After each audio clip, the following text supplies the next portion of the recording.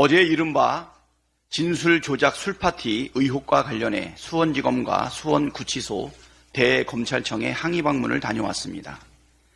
대검에 신속하고 투명하고 엄정한 감찰과 출정 기록 등 진상조사에 필요한 자료 제출을 촉구했지만 대검은 이를 거부했습니다. 실로 충격적인 의혹이 제기됐는데 자기 식구 감싸기에만 매몰된 검찰의 입장을 보니 기가 막히고 참담합니다. 떳떳하다면 근거자료 제출을 거부할 이유가 있습니까? 검찰이 스스로 진실을 밝힐 기회를 걷어찼으니 국회가 더 적극적인 역할을 해야 합니다. 반드시 진실을 밝혀내고 불법 행위가 있었다면 엄정하게 처벌할 것입니다. 윤석열 정부 검찰의 진술 조작, 해유, 협박 의혹은 이번에 처음 나온 게 아닙니다. 대장동 사건과 관련해 유동규와 남욱이 갑작스레 진술을 번복한 배경에 검찰의 회유 협박이 있었던 정황이 존재했고 김만배를 협박한 정황도 있었습니다. 정진상 전 정무조정실장에 대해서도 회유 협박을 시도한 정황이 있었습니다. 김성태만 해도 회유 협박과 봐주기 기소 정황이 뚜렷하지 않습니까? 검찰은 김성태의 쌍방울이 북한에 800만 불을 줬다면서도 국가보안법이 아닌 외국한 거래법으로 그 위반으로 기소했습니다. 외국한 거래법은 국가보안법보다 형량이 훨씬 가볍습니다. 김성태가 입국 전후로 180도 태도 변화를 보인 핵심 이유로 검찰과 모종의 거래가 있었던 것 아니냐는 합리적인 의심이 존재합니다. 고발사주 사건 관련해서도 재판에서 면담 보고서를 조작한 사실이 드러났습니다. 검찰에 대한 불신은 검찰 스스로 초래한 것입니다. 윤석열 정부 들어 검찰의 수사 행태는 매우 비정상적이었습니다. 사냥하듯이 타겟을 정해놓고 뭐 하나 거릴 때까지 계속해서 털고 또 털어댔습니다.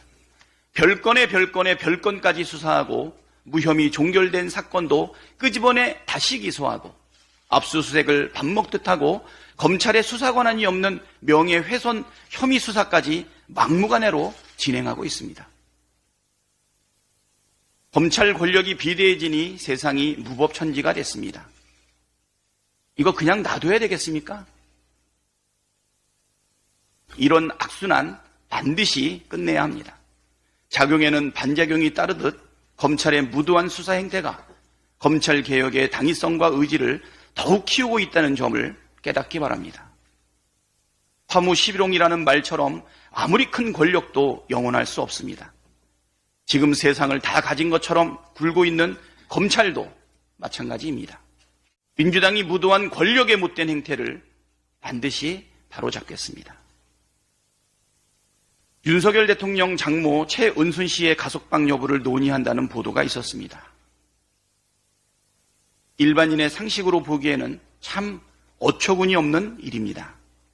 공정과 상식을 내세워 대통령에 당선되고 난 후 줄곧 야당과 정적 탄압에 몰두하더니 본인과 배우자, 처가가 연루된 불법 의혹 수사는 노골적으로 방해하고 있는 윤석열 대통령을 우리 국민들께서 어떻게 보겠습니까?